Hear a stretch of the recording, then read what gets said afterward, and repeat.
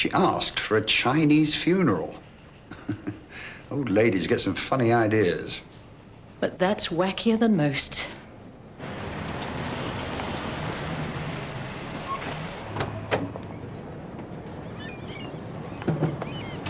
Wait here. That could be a while. Can I help you? Who do you want? Me or Gladys? Who are you? I'm Trevor Moon. Lucy Gilbert. I've just arrived from Australia and I want a word with Mrs. Moon. Gilbert? Your mother? You know about it? Yeah. I think I was the last to talk to her. The call was for me, but Mrs. Gilbert was never a client. Seeing her picture, I'm certain. How did you know where I was? Mr. Cave was her lawyer. Ken sent you around? Why? My mother died without a bean. Well, what has that to do with us? Mr. Cave said he didn't think you'd be implicated. He's damn right. Neither in her death nor her financial state. All right, Gladys. No need to get wound up. I don't know what to make of it. My father was a successful town architect before he retired. When he popped off, there was reputedly £100,000 in the kitty. Yet she died broke. Just the junk in the taxi outside. You're Cancerian. Oh, I don't think I feel like all that stuff right now. No, neither do I. Just the same, you are Cancer. Yeah, you see, behind that tough exterior, you know, the shell, you're really sensitive, easily upset. But you're also tenacious when the situation demands it. Too right. Have you seen Sergeant Evis? He was wondering if you might have some idea why your mother did what she did. No idea at all. Except it could have been the money. Well, I think I'd be suicidal if I had 100 grand and then lost it. Listen, I owe you an apology. I came here thinking that you might have been involved, but obviously you're not. I'm sorry. Well, at least you found some friends. Anything we can do to help? I could use a little support at a funeral.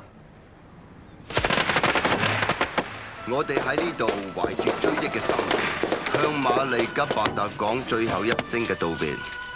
佢現在所開展嘅旅程，正係我哋所有人陸續面對嘅。當我哋記起瑪麗嘅愛及笑聲，佢嘅關懷同埋嘅貢獻，佢嘅毅力同埋嘅和善嘅時候， Not real money, is it? No, special Chinese funny money. It's the thought that counts. Will her daughter come closer?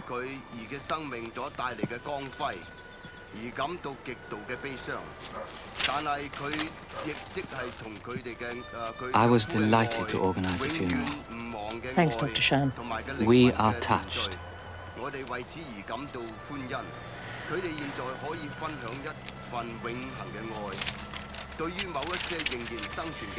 The money travels with her to the other world, where no one is poor.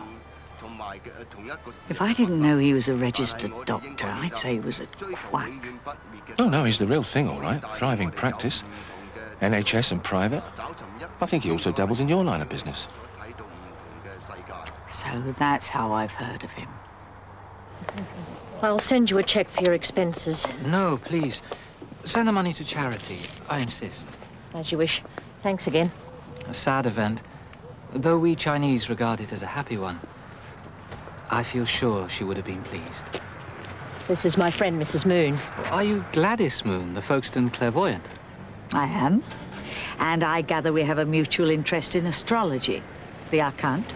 That's right. You should come to one of my sessions. You'd find it interesting. Perhaps I will.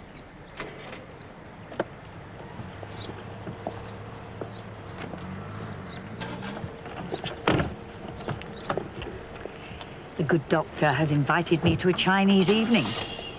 I've always wanted to study their methods.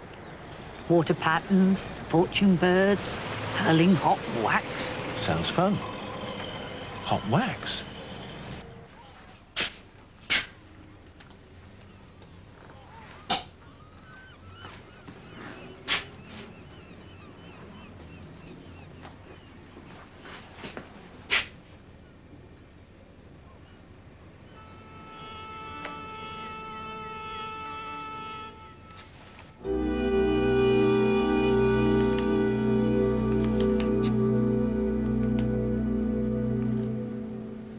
We've got a box full of those. So why give it to me? It's the same as the one you found in Mrs. Gilbert's hotel room. Well, what if it is, Trevor? We had these done about 2 years ago, but we hardly ever used any of them because the printer spelt clairvoyance with an S instead of a C. And the ones we had reprinted were white. I don't get the point. Can I just hold the other one? I might pick up something. Oh, touch of the old pendulums, eh?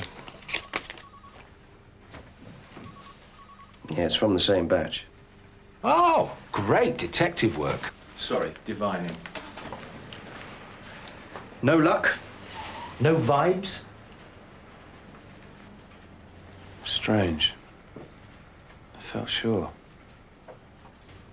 There was something about that card we found out later, under X-ray, because it was written in pencil and too faint to read. The word butcher, Mrs. Gilbert's handwriting. Probably just a shopping reminder. Mrs. Linda Butcher. An old lady who was a regular client of Gladys about 2 years ago when these were printed.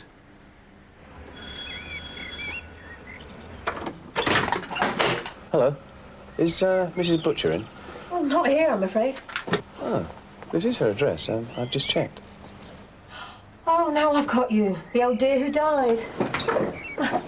It was empty for some time before we bought it. Oh, how long ago was that? Well, we purchased it in January. No, I mean since Mrs. Butcher. Oh, year before that, I think. Roof was in a hell of a mess. Who did you buy it from? A relative? What's all this about? Oh, firm of solicitors, legacy. A small amount left to Mrs. Butcher or whoever inherits. Well, no one, I believe. She didn't have any family. We bought the house from a building society. She'd remortgaged it up to the hilt and then she went broke. Really? Do you know why? No idea. Everyone was surprised. She was supposed to be wealthy. We never found any cash under the floorboards. Poor Mrs. Butcher. Funny you didn't know. She chucked herself off the cliffs at Beachy Head.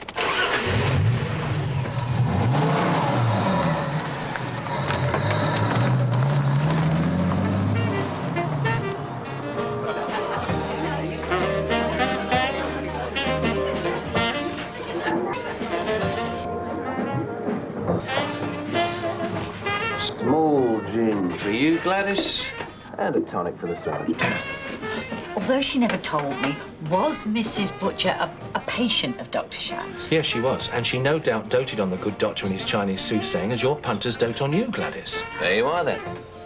So, one old lady passed my misspelled card to another. Look, there are still no real grounds for questioning Dr. Shan about their missing funds. Tell that to Lucy Gilbert. Suspicions maybe, but not enough to get a result. Look, it just may be a coincidence. Oh, come on, you're talking to me, Gladys Moon. Coincidence? Identical occurrences are what astrology's all about. You are going to check his well-off patients' mortality list, the older ones. Ah, well, I'm cosmic light years ahead of you on that one. But you can't just go around the South Coast asking old ladies if they've got a Chinese birdcage hanging around in their front parlour, now can you? Everything points the finger at Shan. Do you have to make it sound like palmistry? Look, are you saying that he uses some form of Fu Manchu mantra to make his victims jump off the edge? Losing their money is what makes people jump, Sergeant. Remember Wall Street? Anyway, how do you know it's only suicides? What about old ladies he's treating who die apparently normally? Do they leave him money? And who signs the death certificates? You know, you two are beginning to sound like the gunpowder plot, only less cheerful.